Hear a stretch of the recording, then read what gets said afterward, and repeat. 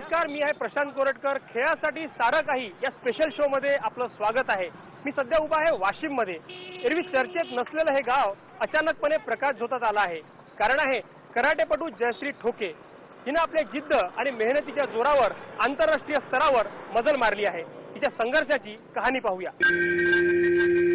वाशिम मधल्या एका फाटक्या घराचं हे दृश्य.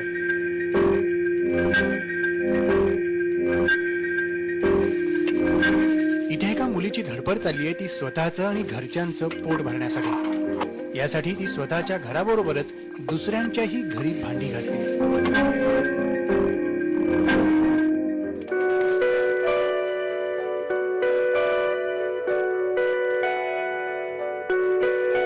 आणि आता ही राज्य आणि राष्ट्रीय पातळीवरची सुवर्ण पदक. ही कमाई सुद्धा याच मुलीची आहे. ही आहे कराटेपटू जयश्री ठोके.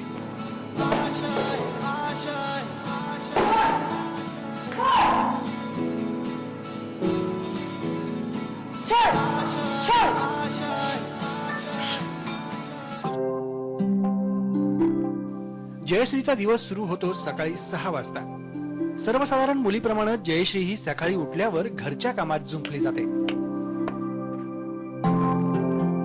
रमेश आणि अरुणा ठोकेंना एकूण 7 मुलं. यातली जयश्री ही तिसरी मुलगी.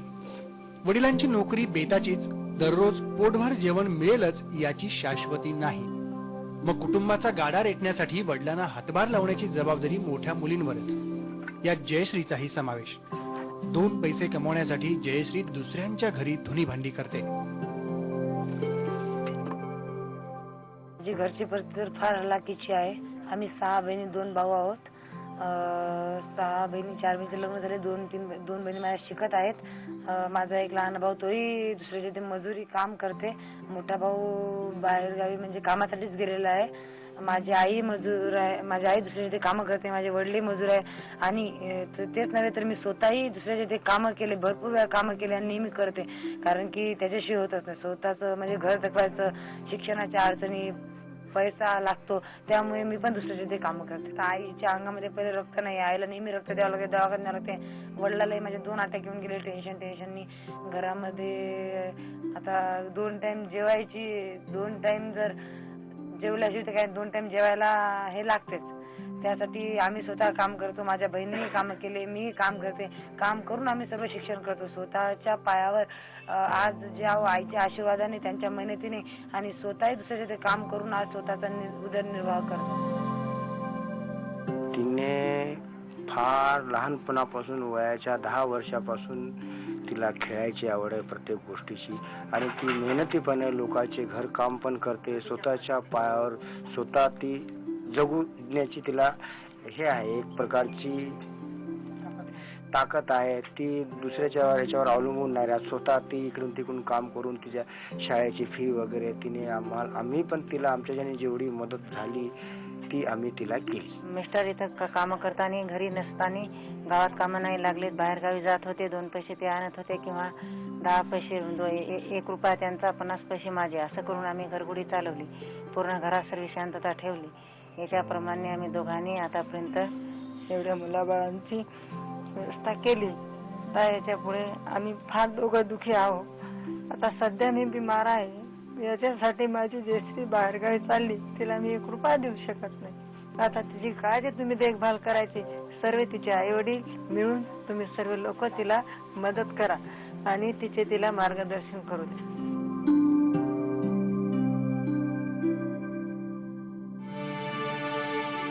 ही तर झाली जयश्रीची परिस्थिती. पण जयश्री ही असामान्य असल्याचं सिद्ध होतं ती तिच्या जिद्दीतून. जीवनात काहीतरी करण्याचं स्वप्न बाळगून जयश्रीला कराटे या खेळात करिअर करायचंय. त्यासाठी कष्ट करण्याची तिची तयारी आहे. घरची कामं उरकल्यावर जयश्री आणखी 2-3 घरांची धुणी भांडी करण्यासाठी सकाळीच घर सोडते. पण तिच्या सोबत असते तिची किट बॅग.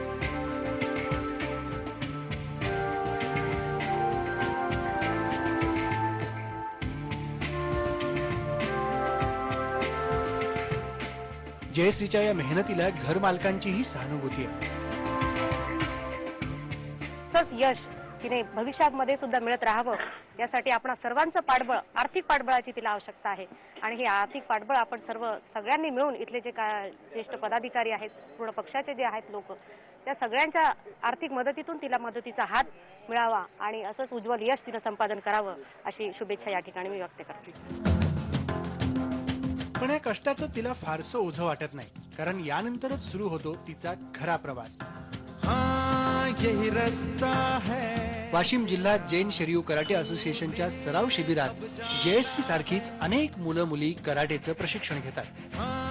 यही सपना है तेरा, तूने पहचाना है. जयश्रीचाही दररोज 3 ते 4 तास सराव चालतो. दररोज काहीतरी नवं शिकण्यावर तिचा भर असतो.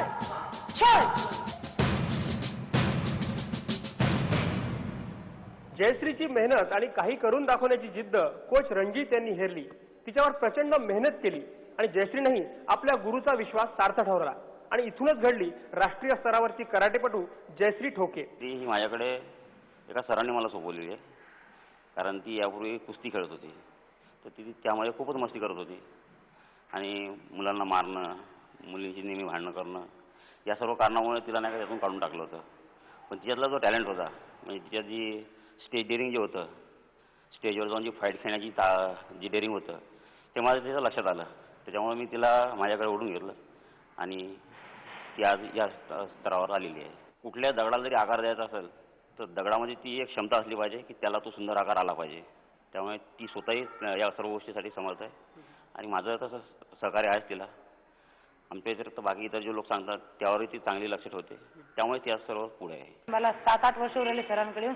7-8 वर्षामध्ये मला तरी वाटते जर असे शिक्षक जर मला नसते भेटले तर आज मी इथे उभी नसते किंवा इथे तुम्हाला बोलू शकले नसते. आज जे काही आहे मी त्यांच्यामुळे आणि ते मेहनत घेतात म्हणून आज मी इथपर्यंत. काही 6 ते 8 मध्ये सर फाईट घेतात, किक्स, पंच, ब्लॉक, आपलं ह्या सर्व प्रॅक्टिस घेतात, काते वगैरे, कराट्यामधले प्रकार, कराटे मधले भरपूर प्रकार सर म्हणजे सर बाहेर इकडे शिकलेले आहेत.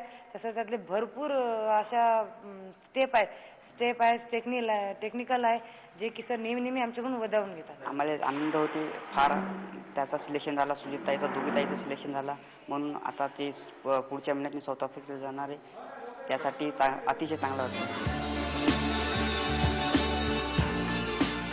आपल्या खेळाच्या जोरावर तिनं जिल्हा स्तरापासून राज्य आणि राष्ट्रीय स्तरावरही मजल मारली. पण तिला इथंच थांबायचं नाही. आता तिचं स्वप्न आहे आंतरराष्ट्रीय स्तरावर भारताचं नाव उज्ज्वल करण्याचं. तिच्या खेळातली ही चुणूक पाहून दक्षिण आफ्रिकेत होणाऱ्या कराटे वर्ल्ड चॅम्पियनशिपसाठी तिची निवड झाली आहे. या स्पर्धेसाठी तिला गरज होती 1 लाख रुपयांची, परंतु सामान्य घरातील या मुलीला 1 लाख रुपये जमवणं फार कठीण होतं आणि ही व्यथा IBN लोकमतनं मांडली आणि आता मदतीचे अनेक हात समोर येत आहे. याबद्दल माहिती घेऊया, पण आता घेऊया एक ब्रेक. पहा फक्त IBN लोकमत.